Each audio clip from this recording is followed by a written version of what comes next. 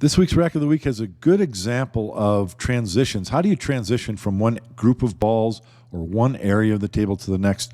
I get through this rack. I don't think it was the optimal route, and I guarantee you that some of you guys have some good ideas. Let me know in the comments section what you see as a better pattern, a better way to transition between these groups of balls. Let's get into the rack. I've got a pretty sharp angle, an inside angle on this break shot, so I think that calls just for a high ball. Taking some good care with acquiring my aiming point. It can be hard. It can be easy to undercut these. Ooh, good thing I had a high ball. That's amazing how far that cue ball. Oops, that's too thick of a yellow line. Let's go to a different pen size. It's amazing how far that cue ball went back before that top English curved forward. Pretty lucky that I didn't scratch right there. Let's do a little rack analysis. But that's what you want to see. If the rack doesn't, if the cue ball doesn't curve forward to the bottom rail off the rack, this is what you're often going to see. Is it's going to back up and then go forward. That top spin kept me from scratching in the side pocket just by a small margin. But that's the kind of behavior that you want to see. Looking at rack analysis, it looks pretty good. I got a real wide spread, so you might think, oh, this is great. This is ideal. I've got a real good chance of running these, and I think I do, but there's actually 3 problems on this table. First is there's no good break ball. You're looking for a break ball on the side of the rack. You're looking for a break ball below the rack here. There's nothing, so I'm going to have to make a break ball. And then there's a problem with these 3 balls on the rail, and a tiny problem here. But these are kind of an issue because I'm going to have to clear the 4 somehow and then maybe move the 12 out of the way so that then the 9 can go. But something needs to be done to address those. I've got a fairly easy shot to start, and that's the 1 ball in the corner. And so what I decide to do is I'm just going to shoot this with leg speed, just a center ball, nice and soft, and just let the cue ball hit the 10. I think that's going to knock the 10 this way. I'm going to have a shot on the 10 there, or the 6, or maybe the 14 back this way. So just to get started, I'm going to solve one of my problems. It'd be a mistake to shoot a different, well, I don't really have another shot, but the 15 ball goes here, but if you shoot that, what are you accomplishing? You're not accomplishing anything. You need to address your problems immediately. So that's what I'm doing here. Let's see how this turns out. Well, the cue ball moved farther than I hoped. I thought the cue ball would stop pretty much in that area, but this is not in the end of the world. In fact, it's real good because I've instantly noticed that I can cut this 10, and the cue ball is going to run into these, hopefully into the 12, and move the 12 out of there. Then I'll shoot the 4 next, and then the pocket's open for the 9. So that in 2 shots, 2 problems solved. If that works out, let's see what happens. And then I'm going to need to make a break ball.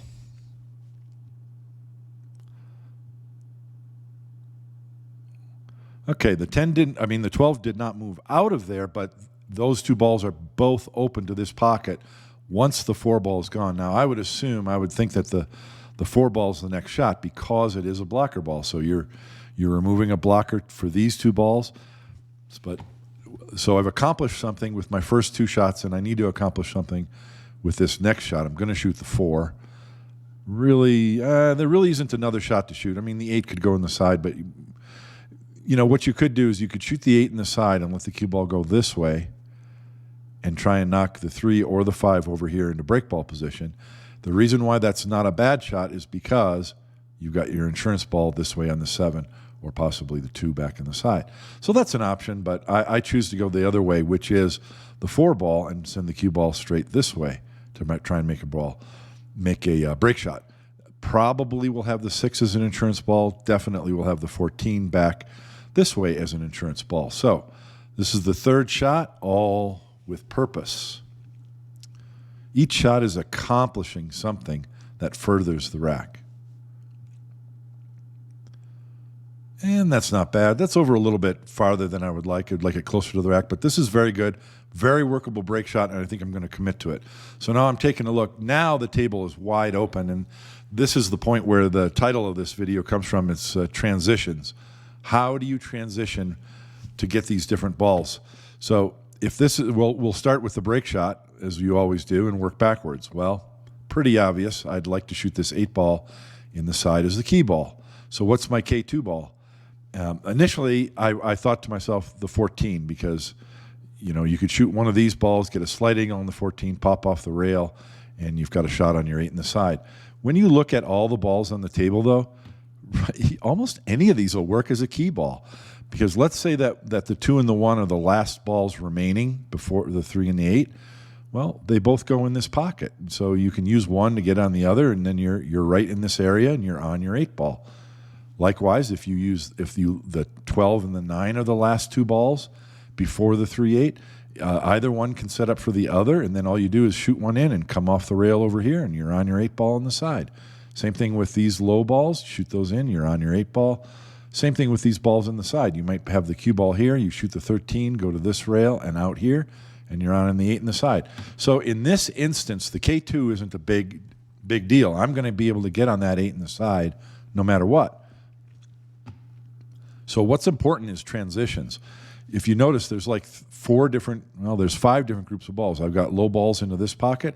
I got balls in the center table, balls on the side rail, balls in the middle of the table, which we'll probably want to shoot in this side pocket, and I got one lone ball here. So the question is, how do you transition from one ball to the next?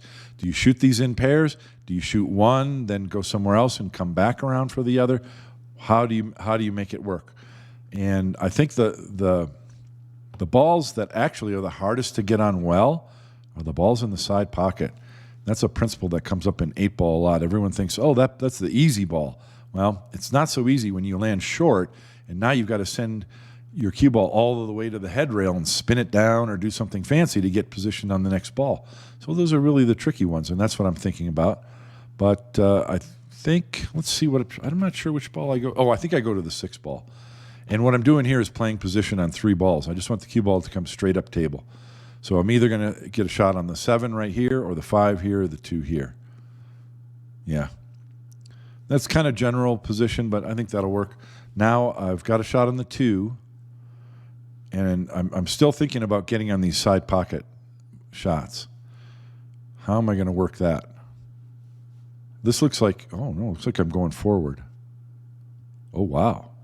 Now I'm not sure what I was thinking about. This rack was a few months ago, and bumping balls when you've got them all wide open isn't called for. What I would have liked to see is shoot that 2, draw the cue ball back, stop shot on the 5, stop shot on the 7, then you shoot the 14 and come 2 rails out to center table for those balls in the side pocket. That's what I see as a transition, as a way to transition from one area to the next. By doing that, I'm also saying that these 2 balls are going to be the last 2 balls before my 8 ball key ball. At this point, I do something that I rarely do, and I remember I've seen John Schmidt do this a few times when he was up in Calgary, and it stuck with me. And that is, I'm going to improve my break ball. This isn't necessary. In fact, some people might say it's a little reckless from here. But it worked out very well. I improved my break ball. I still have a shot on the 14. I've got a shot on the 5. The balls in the side pocket are insurance. I'm going right to this. Well, I'm going to take a look. But I want you to think about this shot, improving this break ball.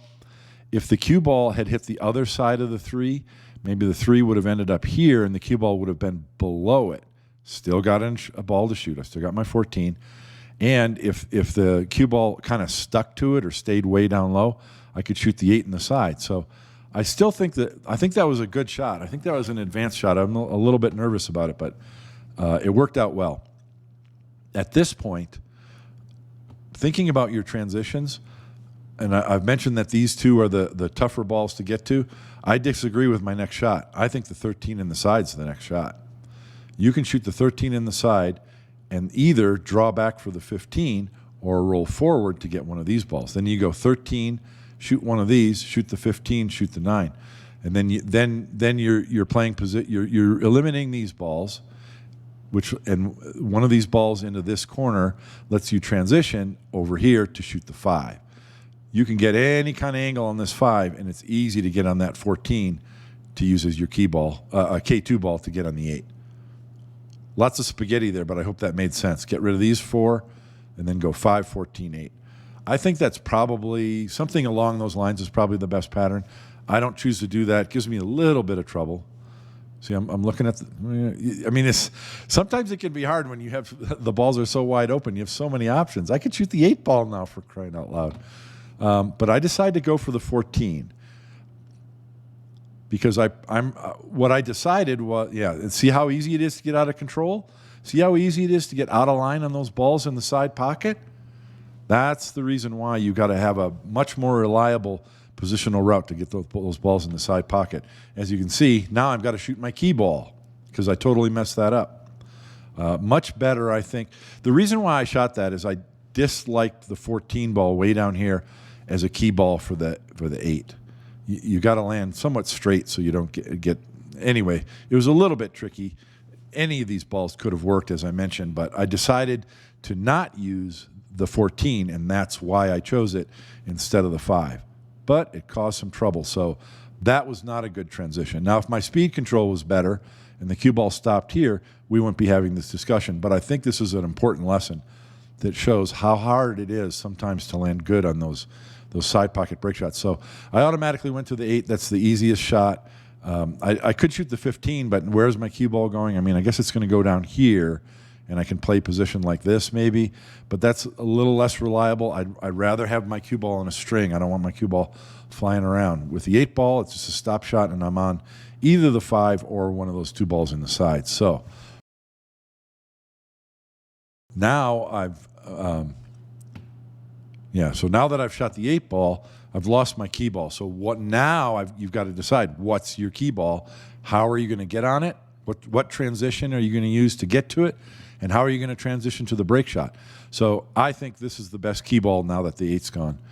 This is the shot line to this corner pocket, which is probably where I'm going to shoot it because the balls I'll use to play position on it are on this side of the table. If the remaining balls were over here, then I'd probably be shooting the 5 into the right corner pocket. So with this being the shot line to the corner pocket, you just want to get a little bit below straight in, and then you just go to the rail and off, or draw straight up here to get on your break shot. So no problem, but how do you transition from one to the next? Now, I go to the 15 ball because that's the higher ball, and it's closer to the other 2. So now I can play position from the 9 to the 13 or from the 12 to the 13. Looks like I'm going 9. Draw back a little bit. Yeah, there we go. And once again, I might not have gotten great position on that 13, but I would have had a shot on the 5 or the 12, and then I can rethink. So I think that's a smart transition. And the way to think about it is this. There was maybe I should go back. Let's go take a look. Let me back it up. Yeah. The way to think about it is this. You have 2 pairs of balls, right? You don't want to shoot both of these and then get on both of these. It might not be a bad idea if you got the correct angle on the 9, then you just come over here to get on the 12. But it's better to shoot one from one pair than one from the other pair, and then go back and then back to the other. Yeah, that's another principle that often happens in the beginning of a rack of straight pool. When you have a lot of balls in the rack area, you often shoot a ball to the left, then to the right, then one to the left, then one to the right. So it's that kind of thing. Don't get locked in and think it'll be easy to just shoot both of these and then get over here. Certainly it can be done, but I think it's an easier way to transition. And we don't need to watch those again. It's an easier way to transition to go from one pair to the other. And then very simple to shoot that 12 ball in the corner, get off the rail, and get the proper angle on the 5 ball. So by thinking about the transitions, I was able to get through this rack, even though a couple of my transitions weren't that good. But that's how you think about it. You don't think about, oh, this shot's easy, so I'll shoot it now. Whether or not it's easy has nothing to do with it. How do you transition from one area of the table to the next where the balls lie? That's what you want to be thinking about. And I have almost the identical break shot. The behavior of the cue ball is a little bit different. I think the opening break shot was a little bit higher. If you remember, it hit the rack full and came up to center table and hooked forward. See if you can predict where you think the cue ball is going to go. I think it looks like it wants to go to the bottom rail. It kind of started to go to the bottom rail, and then it hit another ball, and that kind of stopped it right there. This is an excellent result. I got a very good spread of the balls. In this case, this 8 ball is almost in the same position that I bumped that other break ball into at the beginning of the last rack. So, and I've got a ball above it that might possibly be a key ball, so all the balls are open. So once again, this is another rack where I'm just going to be thinking about transitions from getting from one trouble ball to the next, or removing balls that block other balls. And so I'm in business. Thanks for watching.